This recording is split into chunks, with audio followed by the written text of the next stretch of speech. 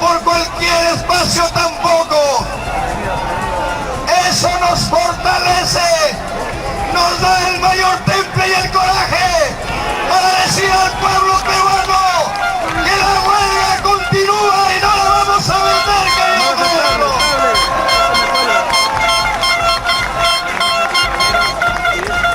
La ministra de Educación acaba de ordenar que el día lunes tienen que regresar a las aulas, y en ese contexto les pregunto, ¿van a ir a las aulas, maestros limeños? Que me escuche la ministra, ¿regresarán el lunes a las aulas? ¿Van a continuar con la huelga nacional indefinida? ¡Sí!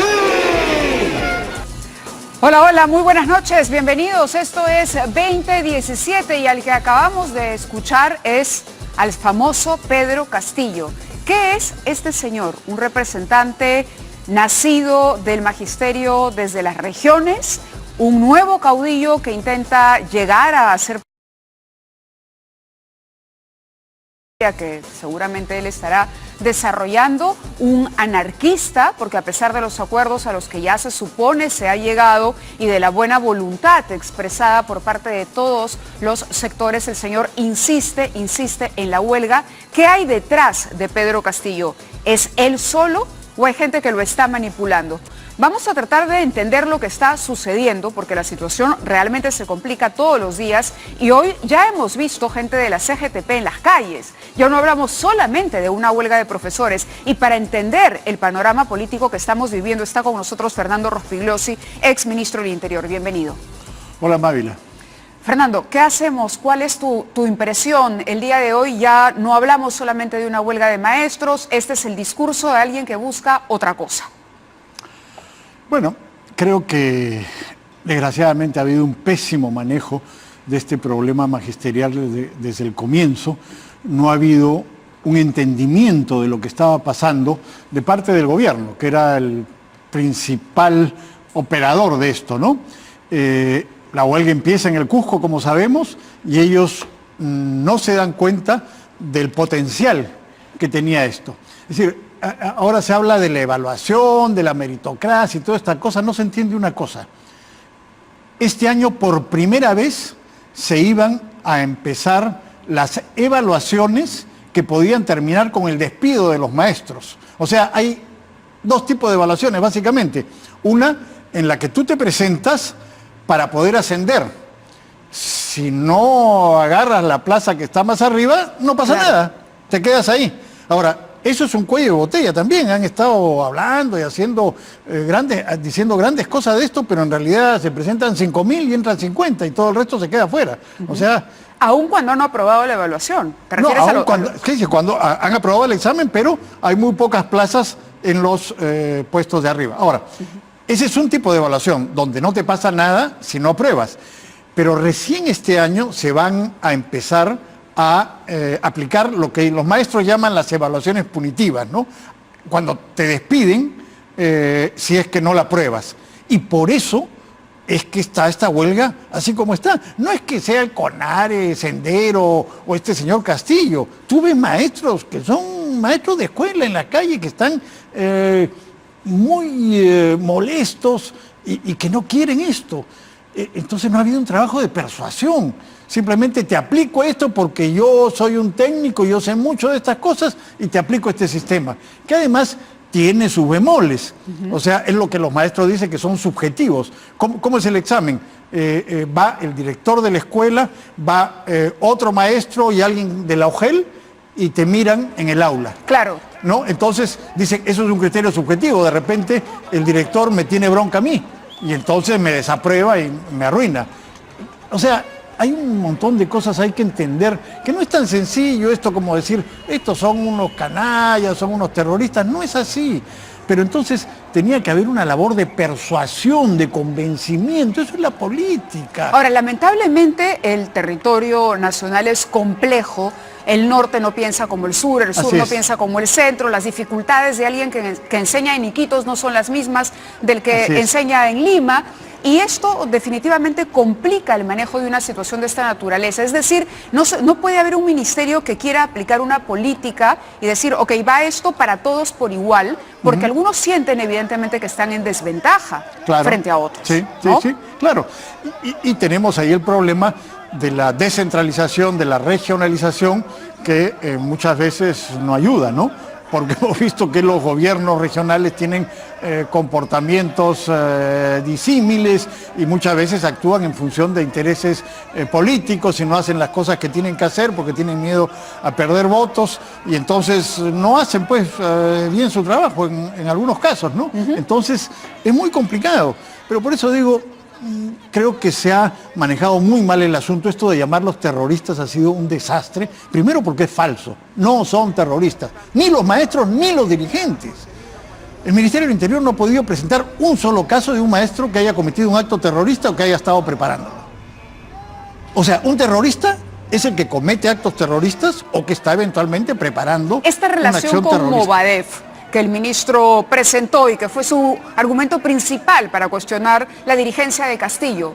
Este vínculo que hay entre algunos dirigentes que se han abierto del SUTEP, que han creado esta división SUTE-CONARE y esta gente del Movadef, que en efecto tiene intereses también propios y que está buscando interlocutores relativamente válidos en la sociedad. ¿No crees la presentación de Basombrío no te ha convencido? Hay de esta gente, pero no son terroristas. Hay gente que tiene ideas radicales, ¿sí? Este señor Castillo, hasta donde se ha podido ver y se han hecho investigaciones, es un profesor de una escuela de Chota, de una provincia de Cajamarca, pero no de la capital, sino de un pueblito. Y es rondero y es maestro, y ahí no ha entrado sendero. O sea, no tiene una formación senderista, hasta donde se sabe. Nada indica que la tenga. Y sin embargo lo han acusado de terrorista y no lo dejan sentarse con la ministra así para firmar un acuerdo. Se ha dado esta situación absurda, loca, de que estaba la ministra creo que en el 6º piso y los maestros en el 2º piso, ¿no? O sea, justo lo que no debe hacerse, esa relación vertical de ella arriba y los otros abajo. ¿Qué te dicen los maestros? Queremos respeto, es elemental en una negociación. Nos sentamos y conversamos cara a cara y estaban estos congresistas que servían de intermediarios. Y después han dicho, no, pero entre los palestinos y los israelíes funcionó la cosa así. ¿Así? O sea, esa es una guerra sangrienta de décadas y pretenden asimilar esa guerra con la relación que tiene que tener el Estado peruano con sus maestros. No pues, que no digan barbaridades. Han debido sentarse con ellos, no son terroristas. Pueden ser extremistas, pueden tener ideas locas, pueden estar equivocados, no lo sé. La defensa del gobierno ha sido en todo momento, este es un representante que no tiene una acreditación, que no tiene la licencia, la marca, la propiedad. Cierto. Entonces, ¿quién nos dice que él es un verdadero interlocutor y que negociando con él se va a levantar la huelga? Pero lo has visto ahí, respaldado por la gente. Mira, hace 45 años se formó el SUTEP. Los dirigentes del SUTEP no tenían ninguna acreditación porque el SUTEP no existía. O sea, en esa época existía el sindicato de profesores primarios, el sindicato de profesores secundarios, y hubo una gran huelga contra la Junta Militar de Gobierno del general Velasco, y surgió Horacio Ceballos y otros dirigentes. No tenía acreditación, a Horacio Ceballos lo agarraron y lo mandaron al CEPA, a la prisión del CEPA. Bueno, así empezó la cosa, y después el SUTEP tuvo la acreditación. Bueno, así empiezan las cosas. O sea, no tiene un reconocimiento legal, es verdad, y una de las cosas que están buscando es eso, pero tiene un reconocimiento real, porque está clarísimo que el Comité Ejecutivo Nacional del SUTEP no tiene la dirección de los maestros. O sea, lo que hace la dirección del SUTEP de Patria Roja es manipular las elecciones y se mantienen ahí porque hacen trampa.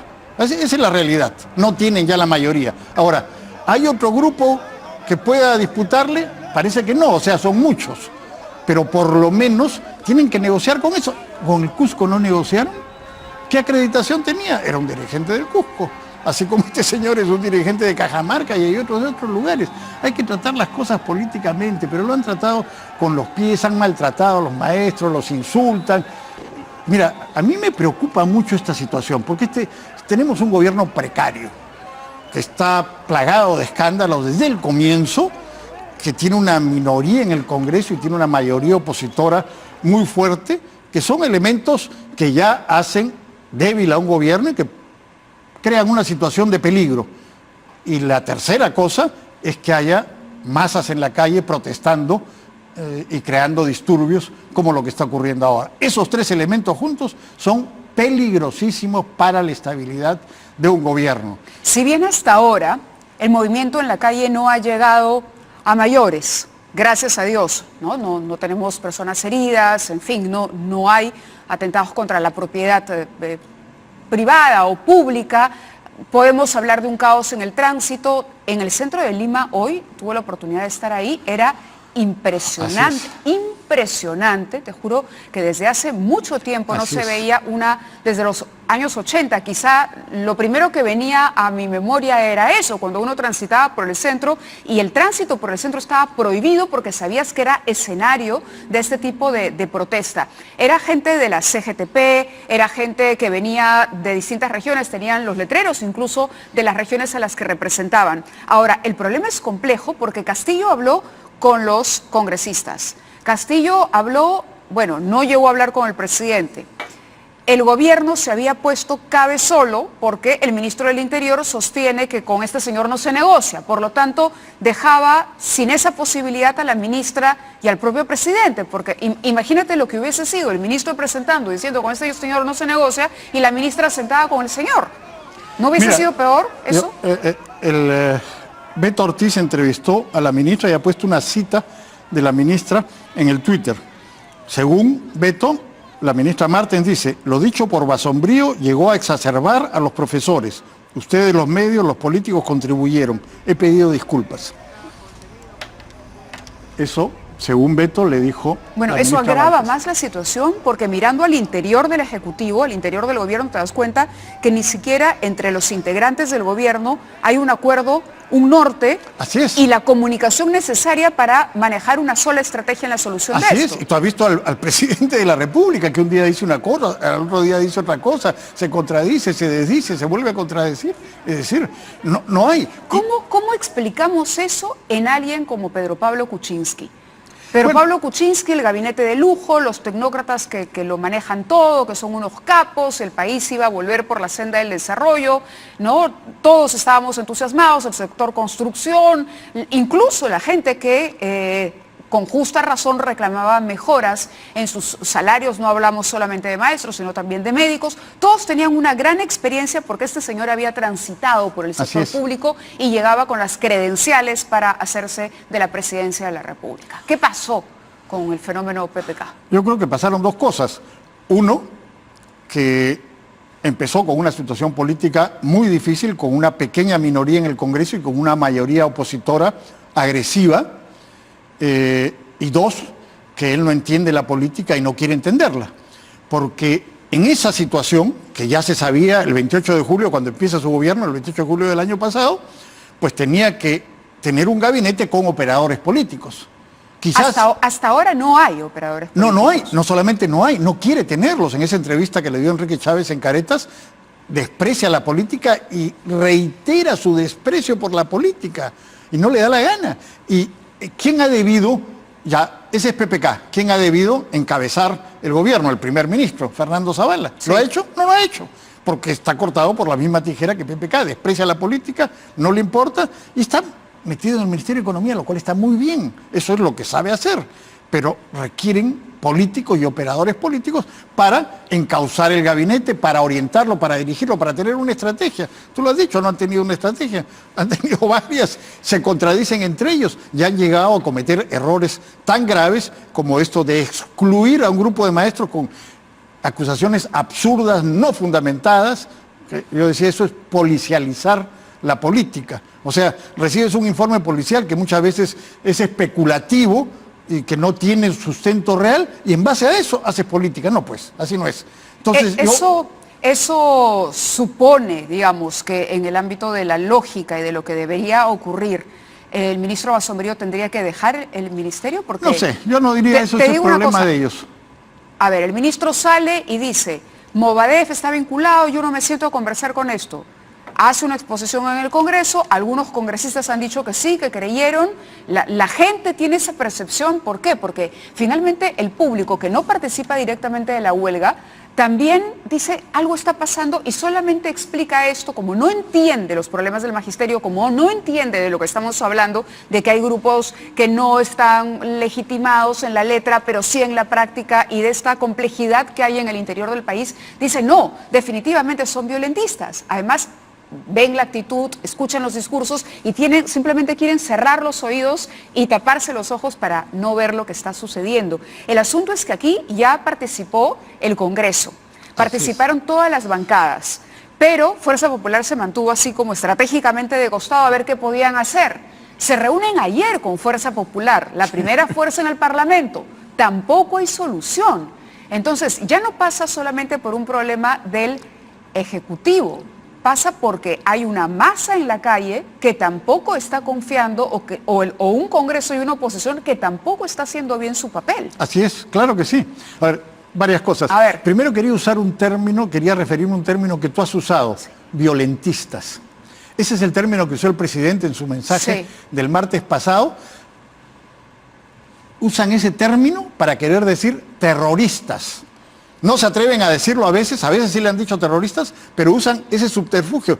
Violentistas que muchas veces en la mente de la gente es terrorista. ¿Qué cosa es violentista? ¿Que hace violencia? O sea, que cierra la avenida Bancay. ¿Eso es igual a poner una bomba o agarrar un fusil y disparar? Ojo, usan un término ambiguo, adrede, para hacer creer que son terroristas, que no lo son. ¿Ya? Bueno, ¿el Congreso ha jugado un papel? Sí. Bueno, este grupo de congresistas creo que trató de hacer lo que pudo, hicieron algo, pero no pudieron lograrlo. Pero obviamente Fuerza Popular está tratando de aprovechar esto también para debilitar al gobierno y para crearle más problemas. Esta interpelación a la ministra, por ejemplo, bueno, seguramente que ya había que interpelarla en algún momento, pero en medio de la huelga, digamos que no es lo más apropiado, pero le están haciendo la vida difícil al gobierno, como era de esperar. Se están tratando de sacar réditos, o sea, no están empujando el carro en la misma dirección. Esa es la intención de Fuerza Popular, pero parece que no estaría funcionando tampoco. ¿Por qué? Porque la cara ayer de Héctor Becerril y de la congresista Bartra, cuando termina esta reunión en el Parlamento, la verdad, su cara reflejaba desconcierto total, porque habían llegado a conversar, se supone que ellos iban a salir victoriosos, sí, del brazo de Pedro Castillo, gracias a nosotros se levanta la huelga, y sin embargo tenían cara de velorio, sí, literalmente. Y bueno, lo único que dijeron fue, Pedro Castillo no tranza con el tema de las evaluaciones. ¿Todo se reduce a las evaluaciones? Ahora sí, claro. Uno de los problemas que tienen estos sectores que están encabezando la huelga ahora es que no saben cómo terminar. No saben cómo parar, porque ellos también han creado expectativas entre sus bases y las bases las reclaman. Y además hay otros dirigentes que están a su costado que si este señor va y firma, le van a decir traidor, vendido, te han pagado y lo van a destruir. Entonces es bien complicado para ellos también. Pero lo de las evaluaciones, por lo que he visto yo y por lo que he podido conversar con alguna gente, realmente es un problema para muchos maestros. Pero el gobierno ha dicho, y la verdad uno... Por lo menos PPK trató de flexibilizarlo. Sí, exacto. Pero y cuando uno lee y uno dice, a ver, ¿no? Tengo a un profesor, sale mal evaluado, entonces 6 meses de capacitación, tiene una primera prueba extraordinaria, también falló, vamos nuevamente a una capacitación, luego hay una segunda prueba extraordinaria, bueno, tampoco pudo con esto, puede acogerse a la jubilación anticipada o puede entrar a este sistema del Ministerio de Trabajo que no sé si realmente funcione o no, que es este de reconversión laboral. Claro. Porque se supone que el maestro no es que quede en la calle, sino que pasa a un programa para que se le pueda capacitar y tratar de encontrarle una ocupación, un trabajo, a través ya no de educación, sino del Ministerio del Sector. Lo que yo he visto es que no les creen. Hay una desconfianza absoluta. Dicen, sí, nos están prometiendo mentiras, nos van a dejar en la calle. No les creen. Por eso digo, se requiere un trabajo de persuasión, de convencimiento. Las cosas no se pueden imponer así nomás si tienes a gente que ha estado realmente en mala situación durante muchos años. Esos sueldos de 1.200 y 1.500 que están ganando hasta ahora. O sea, recién creo que a partir de agosto de este mes se va a aumentar el mínimo a 1.780. Pero mira, 1.780, un maestro Bueno, que pero estudió se 4 o adelanta 5 también años. el incremento, la base a los 2.000 A a los partir 2000, de noviembre, claro, ¿no? pero eso es lo que han logrado ellos, porque eso estaba planeado para marzo del próximo año. O sea, eso lo han logrado con la huelga. Entonces, mira, si ellos dicen, para arrancarle cosas al gobierno tenemos que hacer huelga, pues sigamos con la huelga y de repente le arrancamos más. Esa es la lógica perversa que se ha creado por estos errores del gobierno. O sea, si el gobierno se hubiera dado cuenta que se le venía esto, pues adelantaba las cosas y trataba de convencer, persuadir. Pero no, vamos al choque, no me reúno con ustedes. De los 30 que entraron al Ministerio de Educación la semana pasada, el Ministerio del Interior había dicho 25 son terroristas. Terroristas, ¿ah? O sea, tú no puedes sentarte con ellos. No es que tengan ideas radicales, no, son terroristas. ¿Te imaginas esa barbaridad? ¿Tú no crees que Castillo tiene ningún tipo de relación con Movadef, ni que está en Mira, un plan por ahí para tratar de ingresar al magisterio con estas ideas recicladas, senderistas, Si nuevas? yo no sé. Mira, hasta donde yo conozco, este señor Castillo no tiene eso. Al margen de las pruebas presentadas por Basombrío, digo. No hay ninguna prueba. ¿Qué prueba ha presentado contra Castillo? Bueno, pero Ninguna. al margen de su O discurso sea, y de su advertencia. han inventado que dos facciones... Mira, uno de los inventos es de lo más ridículo y absurdo. Dicen que este grupo, que es el único grupo armado que existe en el país, que está en el BRAE, que son 50 tipos que están metidos ahí, tienen un brazo político. ¿Tú conocías que tenían un brazo político? ¿Alguien sabía que tiene un brazo político que domina la mitad del magisterio? Entonces, lo que han dicho, esta ridiculez que han dicho, es que la mitad son de agentes de los del BRAE y la otra mitad son los agentes del Sendero de Abimael. Y esos se han juntado.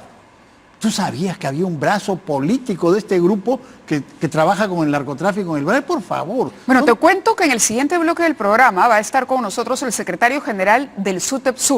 Ya. Va a estar con nosotros el señor Velázquez. Y él revisaba ahora algunas entrevistas justamente para la conversación que sostendremos hoy. En abril hablaba ya de infiltración de Movadef. Él decía que había infiltración de Movadef. No lo dudo, de eso no lo dudo. No lo dudo que hay gente de lo que antes se llamaba Movadef, hoy se llama FUDEP, que están ahí y son terroristas. ¿Cuántos actos terroristas han cometido? Pero el hecho de que haya este pensamiento, Gonzalo, al que se niegan a renunciar, y este tema de la apología que está a punto de ser penalizada. Bueno, ya está bien, hay que perseguir las ideas con leyes, ¿sí? ¿No? ¿No estás de acuerdo? Mira, yo no sé lo de la apología y esta cosa, pero ¿de qué estamos hablando? ¿De ideas? ¿De ideas? ¿Se trata de ideas? ¿Se trata de ideas tan radicales como tenía el SUTEP en el año 72 cuando se creó? ¿Se trata de ideas tan radicales como las que expresó Horacio Ceballos en mayo de 1980 en la Plaza San Martín con un fusil de madera? Era candidato presidencial, el secretario general del SUTEP, diciendo, vamos a hacer la lucha armada. ¿Esa es una idea radical? ¿Merecía ir preso por eso? No fue preso, se convirtió en diputado. Y ahí está, ahí estuvo. ¿Victimización? No, digo, una cosa son las ideas, que pueden ser radicales, equivocadas, que hay que combatir. Una cosa son las ideas y otra cosa son las acciones. Si por ideas se tratara, dos de los ministros de este gobierno deberían haber estado presos. ¿No? Jorge Nieto y Carlos Basombrío fueron miembros del Partido Comunista Revolucionario que quería destruir el Estado mediante la violencia revolucionaria. Por suerte, por esas ideas no los metieron presos ni les quitaron sus derechos civiles. Pero ellos nunca lo hicieron. Entonces, ¿de qué estamos hablando? ¿De ideas? Hay que combatir esas ideas. Estamos de acuerdo. Una cosa es ideas y otra cosa es terroristas. Son dos cosas distintas. Terroristas, él comete acciones terroristas o las está preparando. Yo creo que hay que hacer lo que dijo Ketín Vidal en una entrevista con El Comercio el día domingo. Hay que mirarlos, hay que seguirlos, hay que observarlos y si cometen algún delito, agarrarlos. O lo que dijo el ex magistrado Marcos Ibaceta en una entrevista en Perú 21 el día martes. Hay que seguirlos, no hay que hablar de ellos. Hay que seguirlos, hay que mirarlos.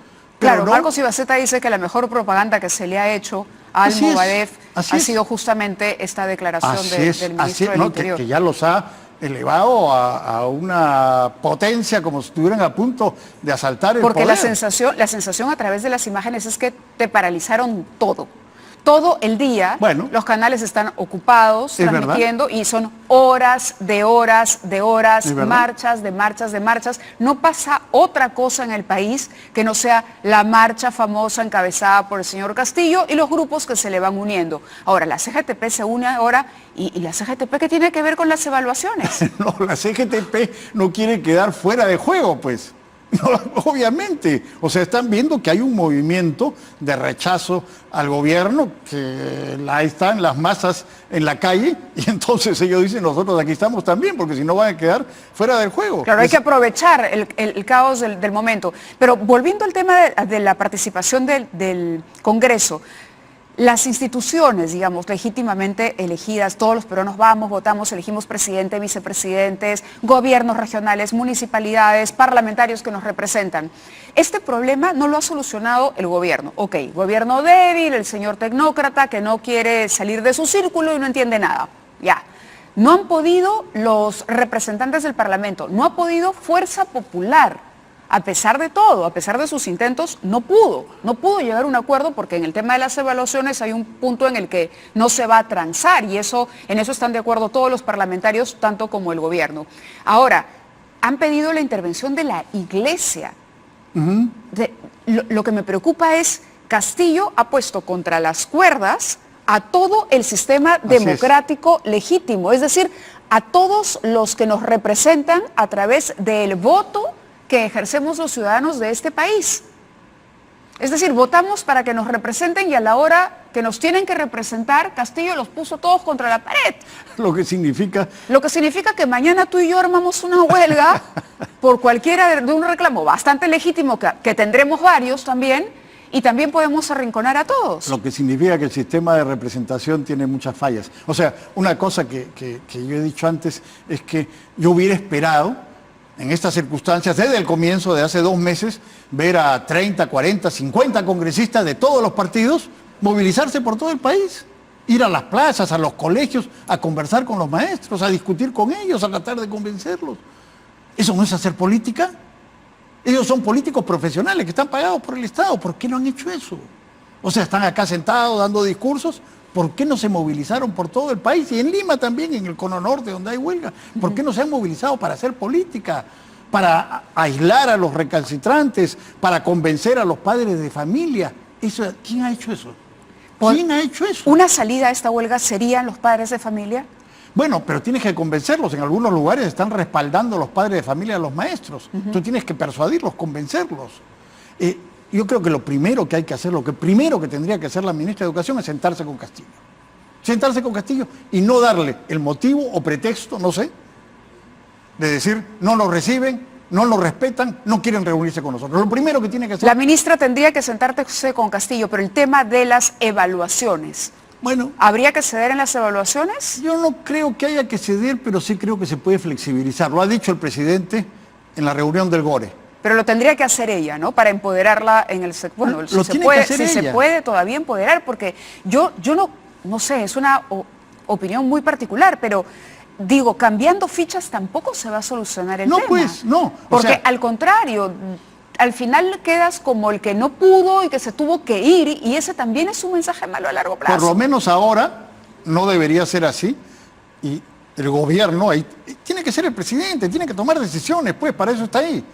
Tiene que decirle a la ministra, ya, reúnase con el señor Castillo, y bueno, si Castillo finalmente no cede, yo creo que se puede reunir con él y flexibilizar un poco, no eliminar las evaluaciones, no, pero se puede flexibilizar a la vez que tratan de convencer a los maestros. Y si Castillo ya no cede en esas circunstancias y ya no tiene ningún pretexto para seguir en lo mismo.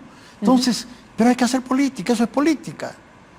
Que lo haga de una vez, que no espere, que no siga dejando que esto continúe, que estas manifestaciones, o sea, las imágenes son fatales. Son fatales y nos desgastan a todos, la verdad. Es. Nos desgastan, nos quitan el entusiasmo, nos quitan la energía y nos quitan lo que es peor, la esperanza, ¿no?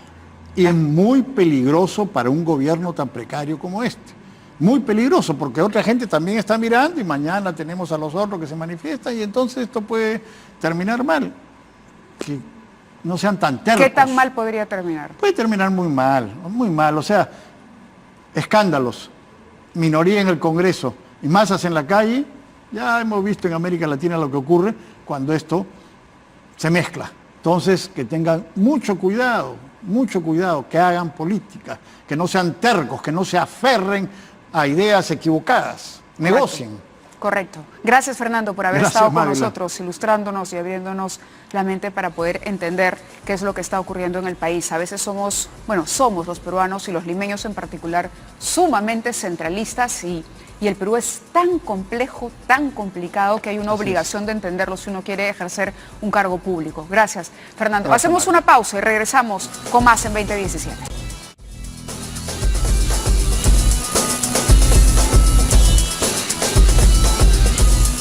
Muy bien, continuamos en 2017 y como lo habíamos anunciado durante la entrevista con Fernando Rospigliosi, están con nosotros Alfredo Velázquez, secretario general del SUTEP, Lucio Castro, secretario de Organización y Defensa del SUTEP. El SUTEP, en tanto la representación oficial, digamos, aquellos que cuentan con la acreditación frente al Ministerio de Trabajo y con quien se supone se negociaba hasta hace poco, porque por lo que podemos ver, en las calles, aparentemente habría perdido muchísima representatividad en el magisterio. Muy buenas noches a ambos, gracias por estar aquí y quería preguntarles cómo analizan ustedes esta situación y por qué el SUTEP hoy no puede ser una voz para levantar esta huelga. ¿Por qué todavía tenemos profesores en las calles, un movimiento fuerte de convulsión social? Y ustedes no han servido como interlocutores. ¿Qué pasó? Sí, Mávila, ante todo agradecemos este espacio que nos brindan, un saludo a toda la opinión pública. Definitivamente nosotros somos una organización reconocida por el Ministerio de Trabajo porque así además nos respaldan los miles de afiliados que tenemos, que son muchos de ellos maestros. Son? Nosotros tenemos más de 200.000 afiliados y nos basamos por un estatuto. Mávila es una organización seria de 45 años de vida institucional y acá indica el comportamiento, las formas y mecanismos de lucha y por eso que también somos una organización. Nosotros hemos firmado un compromiso con el gobierno que acá lo mostramos el 30 de mayo del año pasado, y en razón a estos compromisos es que nosotros hemos venido exigiendo una serie de cumplimientos. Por ejemplo, se ha emitido el Decreto Supremo 013 que instala y reconoce al sindicato mayoritario y único del magisterio, que es el SUTEP, a partir del 8 de agosto. Hemos presentado a fines de agosto del año pasado un pliego de reclamos, teniendo como eje central estos compromisos, y de ahí hemos venido conversando permanentemente. Se ha logrado, por ejemplo, el incremento de remuneraciones en el mes de marzo. Ahí había una contradicción entre nosotros y el Ministerio de Educación, toda vez que nosotros pedíamos que se cumplan los compromisos, teniendo en cuenta que el gobierno obviamente debería desde el primer día de enero de este año incrementar el piso salarial de 2.000 soles. Pero yo no lo veo a usted encabezando las marchas en las calles, tampoco lo veo a usted. Y ustedes me dicen que hay 200.000 que son los agremiados. Si esos 200.000 están con ustedes, ¿cuántos maestros hay en todo el país? Si me permite, Mávila, en primer lugar agradecer la oportunidad. Definitivamente hay un tema que para el sindicato resulta necesario abordar. Como tú lo señalabas, el tema de la legalidad, que de acuerdo al ordenamiento jurídico nosotros ya lo tenemos definido. Y de acuerdo al ordenamiento jurídico y al Estado de Derecho, corresponde a nuestro sindicato, por un tema de legalidad, abordar la problemática del magisterio y frente al gobierno plantearle, exigir su cumplimiento. En el tema de la legitimidad, es innegable que hoy algunos o muchos de nuestros afiliados están expresando su indignación y malestar de manera natural y justa, que todos la tenemos.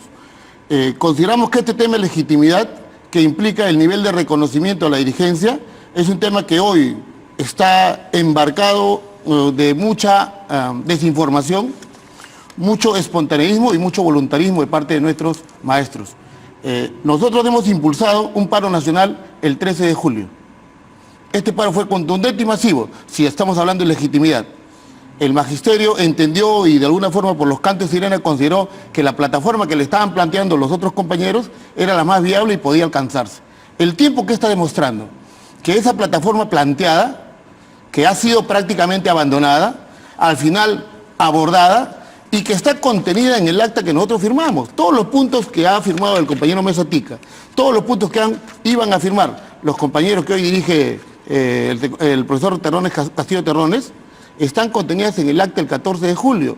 Y hoy, las propuestas que estos compañeros están enarbolando y planteando, por ejemplo, en el tema de la evaluación, son las propuestas que nosotros siempre hemos planteado. Y nosotros consideramos que si ellos hoy están señalando lo que nosotros hemos planteado, de alguna forma están legitimando también al sindicato y sus propuestas.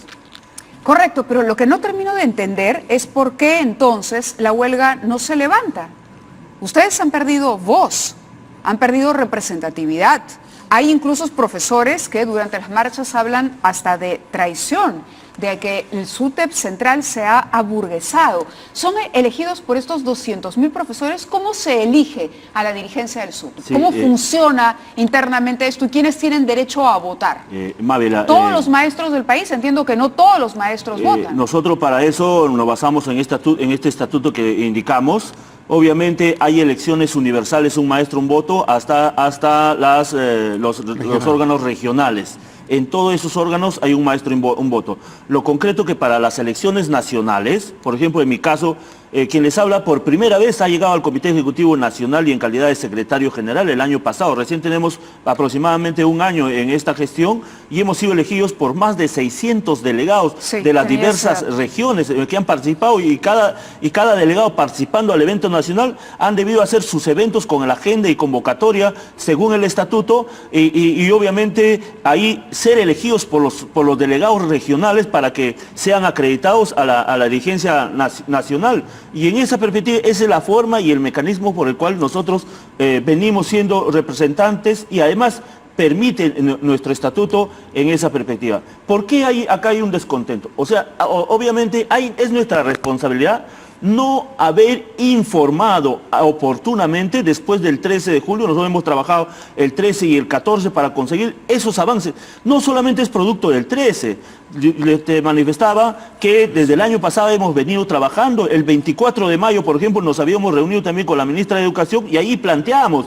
Ellos decían el adelanto para los maestros contratados a partir de agosto. Nosotros no aceptábamos eso. Nosotros decíamos que debería ser a partir del mes de junio porque innecesariamente, injustamente, definitivamente lo postergaban a los maestros contratados con los maestros nombrados. Entonces, ha sido todo un proceso y obviamente hay gente que con un criterio de fragmentar, de dividir a nuestra organización sindical, ha difamado, ha creado el odio y la mentira contra la dirigencia y es producto de todo este proceso. Le quiero mostrar unas imágenes que fueron registradas el día de hoy durante la marcha porque entiendo además han sido amenazados, ¿no? Ha sido amenazado el señor Velázquez, su familia. Vamos a ver las imágenes y luego seguimos hablando de este tema. Lucha. Vas a iniciar. Presente la lucha. Vas a iniciar. Estos son, aquí están, las maestras de iniciar. ¡Muerte al Sender Sutep! ¡Muerte! ¡Muerte a Alfredo Velázquez! ¡Muerte! ¡Muerte a los traidores! ¡Muerte! ¡Muerte a la ministra! ¡Muerte! Agitemos, compañeros. ¡Chute! ¡Chute! Ha habido innegablemente una campaña de desprestigio. Ha habido un objetivo planificado, no de horas, sino de tiempo atrás, para desacreditar a la dirigencia, para desacreditar al SUTEP, para dividir y destruir a nuestra organización. En estas imágenes, y hay otras muchos más, que acreditan justamente lo que estamos diciendo. Pero si ustedes tienen la representación nacional, un maestro, un voto en las regiones, y luego hay 600 delegados que los apoyan, ¿de dónde salen todos estos maestros? Nosotros consideramos que este evento sindical tiene que terminar. Y luego de terminar, va a haber necesariamente el momento de la reflexión y estamos convencidos que en ese momento de reflexión, esos maestros que han participado de este evento sindical y que al final van a encontrar que han sido involucrados, arrastrados y no han conseguido nada, van a entender y retornar la institucionalidad. Porque en este caso nosotros señalamos con mucho énfasis las luchas que ha emprendido el sindicato. La historia de nuestro sindicato acredita que siempre ha habido una defensa férrea, cerrada, por defender derechos, por extender los derechos de los trabajadores. Sí, hay dos cosas que no cuadran, ¿no?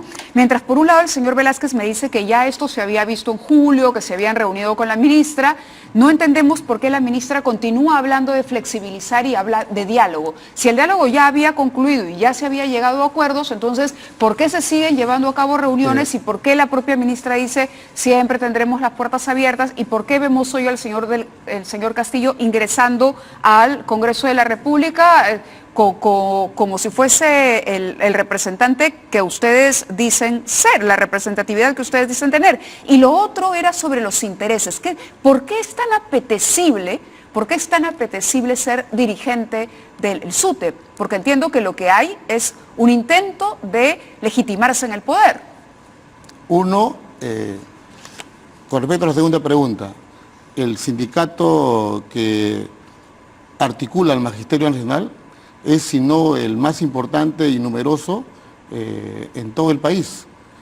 Tenemos un nivel de presencia en todo el país en lugares más recónditos. Definitivamente desde su fundación han habido un conjunto de organizaciones ya conocidas y de hecho público que han pretendido disputar la conducción del gremio. Quienes se han opuesto y luchado de manera decidida para evitar esta situación somos justamente lo que hemos estado dirigiendo el SUTEP. Un enemigo central para nosotros en esa disputa ha sido Sendero Luminoso. Y para nadie es un secreto lo que significa Sendero Luminoso en el país. Sin embargo, esa lucha franca, esa lucha directa, esa lucha de ideas, la hemos venido dando y nos hemos opuesto y hemos impedido justamente la presencia de estos compañeros en el sindicato. Hoy esta lucha es más evidente. ¿Castillo es Movadef, Sendero Luminoso? Ese es un trabajo que debe desarrollar el Ministerio del Interior. Nosotros, por ejemplo, para nadie es un secreto, hay la información de que hay más de 250 profesores que están trabajando en educación, que han cumplido condena por ser militantes de Sendero Luminoso y participar de actos terroristas, que están en el magisterio. Y esos señores han desarrollado un trabajo justamente de descrédito, de desconfianza en el sindicato y en los dirigentes. Nosotros estamos en una tarea, Mávila, de asumir que hemos autocríticamente también incurrido en errores. ¿Cuáles?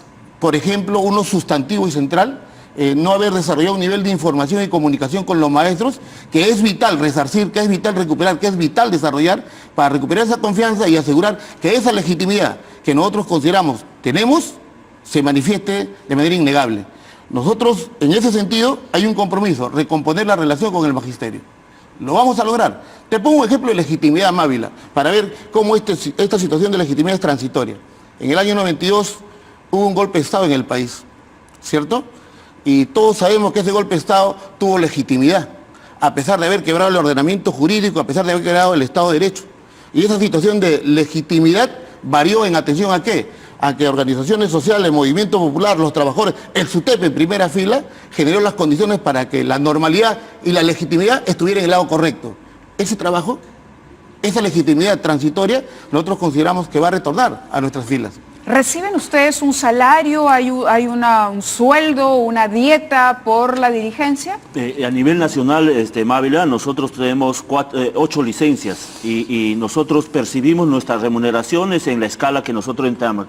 Otro tema, Mávila, ¿por qué? No, le preguntaba esto y déjeme concluir, porque no hay un sueldo, no hay un... Solo percibimos nuestra remuneración como si estuviéramos laborando. ¿Quién maneja el dinero de la derrama magisterial? ¿Tienen ustedes la posibilidad de interferir en eso? De ninguna manera, nosotros solamente elegimos a los miembros del directorio que en nuestra calidad de dirigentes, obviamente en un evento orgánico nacional, se elige a 4 miembros. Correcto, pero lo que se dice también es que ha habido un manejo ahí favoreciendo a gente vinculada a la dirigencia y que se ha dejado a muchos maestros de lado. ¿No hay una autocrítica que hacer? Del lado de, ya lo dijo usted, pero quisiera preguntarle a usted, que es el secretario general, ¿cuál es la autocrítica y dónde están las bases regionales que van a transmitir el mensaje para que esto pueda solucionarse? Sí, mira, Mávila, nosotros, reitero, hemos llegado por primera vez al Comité Ejecutivo Nacional el año pasado. En este año, ¿qué trabajo hemos hecho? Un trabajo de contacto y esclarecimiento y además escuchando al magisterio sus necesidades, sus críticas para mejorar y fortalecer nuestra organización de cara a la masa. Obviamente nuestro trabajo y el trabajo del Comité Ejecutivo seguramente no ha sido el perfecto. Vamos a rectificar algunas peticiones. Por eso lo que vamos a hacer a partir de ahora es un plan estratégico de acercamiento al magisterio y sean ellos los que den propuestas en función al estatuto, en función a la institucionalidad, porque si tú tú ves, Mávila, ¿No es el fin del SUTEP este? Definitivamente, nosotros no tenemos, miren, hasta ahora todas las acusaciones, Mávila, que nos han hecho las difamaciones, los infundios, obviamente son esos. No tienen ninguna evidencia, no hay ningún maestro, ni del CONARE, ni de otros, que nos muestre que Alfredo Velázquez, secretario general, está percibiendo 20.000 soles de la derrama, o que Lucio Castro, o que Hammer Viena. No hay ninguno, porque no lo existe. Nosotros percibimos, yo estoy en la primera escala, porque no he participado en los procesos seleccionarios por producto del compromiso sindical, y he percibido, hasta ahora estoy percibiendo 1.780, es mi única remuneración, que por derecho nos asiste las licencias con goce de haber. Las licencias con goce de haber, ese parece ser el punto. Última pregunta, ¿detrás de Castillo hay algo más? ¿O es solo mérito de Castillo haber creado esta movilización y esta inestabilidad? Hay un colectivo que tiene objetivos ya establecidos. ¿Cuáles son? Apropiarse de eso, de la derrama, de las licencias. Que va a persistir en asumir la conducción del gremio para desde ahí los que realmente dirigen ese movimiento desarrollar ya no su guerra popular, sino su guerra política. Y nosotros consideramos que esa tarea va a ser impedida. Tú planteabas algo que ha servido para efecto de difamación, que los dirigentes tienen tales o cuales beneficios. Nosotros solamente hacemos uso de una licencia sindical, que es un derecho establecido en la Constitución y en todo caso también que ha sido suscrito por el Estado peruano. Nosotros desarrollamos un trabajo que está traducido en distinta documentación que ha permitido que el magisterio obtenga beneficios. Nosotros... Se nos acaba el tiempo, caballeros. Sí. Un ejemplo concreto de difamación. Se nos acusa de ser un sindicato del Ministerio de Educación. Uno revisa la plataforma de lucha que los compañeros han enarbolado, que ahora ha variado, y resulta que ahora están sosteniendo lo que nosotros siempre hemos sostenido: evaluación de desempeño en el aula, con rúbricas que deban ser debatidas, discutidas, y que una vez debatidas, discutidas y modificadas, permitan garantizar derechos al magisterio. El tema es sumamente complejo. Bueno, les agradezco que hayan estado aquí en el programa para aclarar esto. Hay algunos comentarios en Twitter, por ejemplo, que señalan que ustedes no son profesores en práctica. ¿Usted enseña en este momento? Obviamente estoy en licencia por el cargo que estamos obteniendo. ¿Usted es profesor? Licencia, yo soy docente, soy licenciado en educación. Correcto, pero ¿está enseñando ahora? La licencia sindical justamente determina... En este momento ustedes no están ejerciendo la docencia. Así es. Correcto. Gracias por haber estado con nosotros. Señores, hacemos una pausa y regresamos con más. Esto es 2017.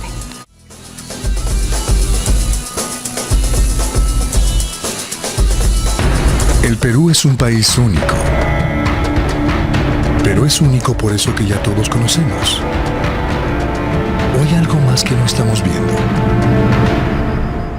Para averiguarlo, llevamos a 6 peruanos a un Perú que no conocen. Un actor, un artesano, un músico, un profesor, un activista, un chef. 6 peruanos con diferentes realidades intercambiarán sus vidas. Ustedes tienen la música en la sangre. Y no podrán regresar. Estoy preocupado por eso. Hasta que cumplan los deberes del otro. Si no es perfecto, no lo podemos servir. Tú relájate nomás. Para no tener miedo.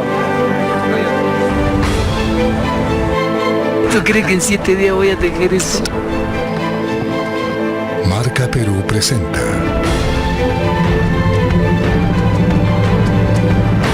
Intercambiados, porque cada peruano es un Perú por descubrir. ¿Cuánto falta? Poco a poco. Muy lejos te has mudado.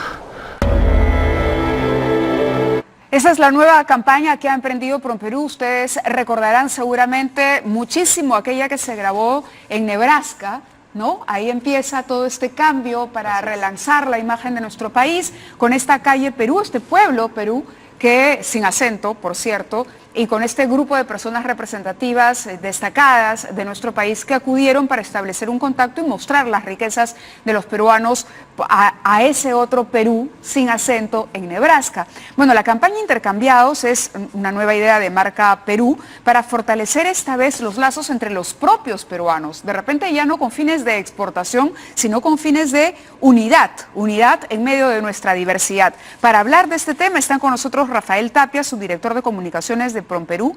Rafael. Hola, y Ricardo Ortiz, director general de operaciones FCB Mayo. Bienvenidos ambos, y lo que acabamos de ver es el tráiler, pero cuéntenos por favor de qué trata. ¿En realidad están intercambiando la vida de esta gente? Así es, Mávila. Buenas noches. Buenas noches, bienvenidos. Esta es la sexta campaña de la Marca País. Ajá. Desde hace 6 años venimos trabajando en el proyecto de Marca País, y al ser esta la sexta campaña, lo que buscamos hacer con ella, más allá de crear un orgullo vacío o hueco, es crear un orgullo pero basado en la experiencia vivida.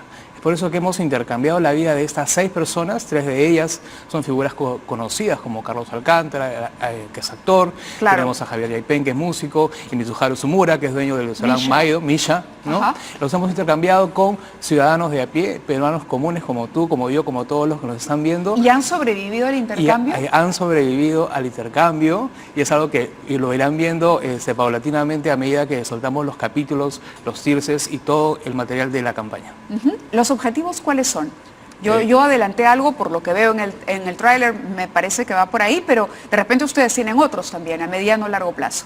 Bueno, el objetivo de comunicación, el objetivo de la campaña Marca País en general es generar orgullo en los peruanos, ¿no? Entonces hay diferentes formas de hacerlo. Normalmente pues nos sentimos orgullosos de la comida, de nuestra cultura, ¿no? Del legado de nuestros antepasados, pero hay algo que hoy más que nunca es importante, y es empezar a vernos a nosotros mismos, ¿no? Al que tenemos al lado, al desarrollar esa empatía que nos permite ser más tolerantes, que nos permite además descubrir cosas que a lo mejor no habíamos como reparado en ellas, pero sin embargo son suficientemente ricas para también generar ese orgullo que va más allá, ¿no? de representaciones artísticas o culinarias, sino que más bien está dentro de nosotros, ¿no? Claro, que es la vida cotidiana. Exacto. Sí. Es lo que hace un peruano cualquiera desde el lugar que ocupa todos los días. Ahora, ¿estos intercambios cuándo empezaron? Los intercambios, en realidad la campaña se planificó con muchos meses de anticipación, y los intercambios han tomado lugar hace un par de meses más o menos. Es en ese momento donde cada uno ha ido al lugar del otro para vivir. En el caso de Carlos, sí, por ejemplo, Carlos se ha intercambiado con Héctor Huata, que es un artesano de Taquile, un tejedor extraordinario. Carlos ha ido a la isla de Taquile, a la casa de Héctor, a vivir unos días ahí, a intentar tejer un chullo, y Héctor ha venido a Lima a intentar hacer el trabajo de Carlos, que es hacer un stand-up comedy, hacer reír a la gente. Así es. ¿Sí? Sí. ¿Y lo logró? Eso lo vamos a ver. Eso hoy. es parte de la expectativa. Así es. En el segundo caso era... En el segundo caso está Javier Yaipen y Mario Kiko. Y Mario Kiko. Sí. Ok, Mario Kiko es profesor. Es profesor de una provincia recóndita de la Sierra Peruana, y bueno, y Javier Yaipen lo conocemos, ¿no? por Claro. ser un músico súper conocido, ¿no? Claro, pero de otra región del país. ¿Durante Así cuánto es. tiempo hacen este intercambio? ¿Cuánto tiempo dura la permanencia de uno en el lugar Alrededor del otro? de una semana. Son los 7 días más o menos en los que ellos han podido viajar y vivir la vida del otro, ponerse en los zapatos del otro, que es algo muy importante, sobre todo ahora, porque creo que dada la coyuntura y lo que estamos viviendo actualmente en el país, nos toca vivir la vida del otro, entender la problemática, la realidad, para justamente rescatar desde ese punto de vista, desde ese ejercicio extraordinario de empatía en el que la marca ha puesto a disposición de todos los peruanos, para rescatar la identidad, el orgullo y el amor por lo nuestro, ¿no? ¿Y Misha con quién es el intercambio? Con Gaviota Tello. Ella, bueno, de hecho el trabajo de selección de los personajes tenía que ver con esas virtudes que tenemos algunos de los peruanos y que no son tan reconocidas probablemente. Y claro, al momento de hacer el scouting, al momento de investigar, descubrimos que había una persona, una niña, bueno, en ese momento de 16 años, que luchaba por conservar su lengua y ella habla materna, Cocama. Bueno, el esfuerzo de los Cocama es increíble. Yo estuve, por suerte, por una de esas cosas que nos permite esta carrera, en una escuela donde había todo un trabajo, un profesor que peleaba, y además incluso la señalética en el lugar, en el colegio, estaba en español y en Cocama. Sí. Me pareció increíble, porque de no haber ese impulso, la lengua simplemente moría, como muchas otras que ya están a punto de hacerlo. Y es curioso, ¿no? Porque... Entonces Misha está aprendiendo Cocama. Sí. Es más, hay algunas interacciones donde él, bueno, es parte del reto que él tiene, ¿no? Porque, claro, si esta jovencita es activista y tiene como que muy presente y está como viviendo muy de cerca el tema de su legado, de su lengua. También a ella le va a tocar, ¿no?, emprender un reto similar, ¿no?, que es el que tiene Micha todos los días en su restaurante, ¿no?, que es súper famoso. Pero a Micha le tocó someterse a esas duras y eso va a salir en videos, van a aparecer como spots, como una de las características de esta campaña es que por primera vez la marca Perú apuesta por una campaña transmedia. ¿Eso qué quiere decir? Que tenemos diferentes contenidos hechos, piezas para diferentes plataformas, para televisión, para Facebook, para Twitter, para Instagram, y ninguna pieza es igual a la otra. Genial. Entonces, eso permite que las personas en un medio donde actualmente la comunicación está tan atomizada puedan disfrutar de diferentes contenidos durante todo el lapso de la campaña. ¿Y cuánto tiempo va a durar? 3 meses. 3 meses. Bueno, estamos ansiosos y acá la producción me dice, por favor, Mávila, pídele a la gente de PROMPERÚ que haga intercambios con políticos. ¿Se animarían a hacer una cosa así? Justo lo que conversábamos con... Porque puede ser difícil ser, por ejemplo, alcalde de un pueblo, como atender las necesidades del pueblo y de verdad que hay algunos que necesitan empezar a ponerse en el zapato de los otros, ¿no? El ciudadano de a pie. Estamos todavía planeando, posiblemente vengan más historias. Ajá. ¿Ya? Existe la posibilidad. Existe la posibilidad, porque además es una idea que tiene mucho millaje, ¿no?, que tú la puedes aplicar hacia diferentes ámbitos para seguir mostrando y cumpliendo los objetivos que nos hemos planteado, ¿no? ¿Ya han pensado en algunos? ¿Tienen algunos nombres? No los podemos adelantar, Ricardo. De hecho, claro, sí hemos pensado y han habido... ¿Y hay voluntarios? ¿Hay gente que ha llamado y que ha dicho, yo quiero participar de la experiencia también? ¿Del ámbito político también? También. Todo. Sí. ¿Periodistas aceptan también? También, Mávila. También. ¿Con quién me puedo intercambiar? Lo vamos a pensar.